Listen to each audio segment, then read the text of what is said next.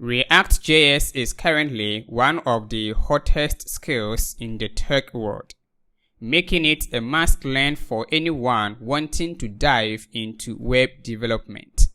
This journey does not stop at just ReactJS. We are also going to explore React Query and Redux. These are powerful tools that help in managing data and the state of your applications, making them more efficient and easier to handle. As we progress, we will learn not only the basics but also how to leverage these technologies to create amazing applications.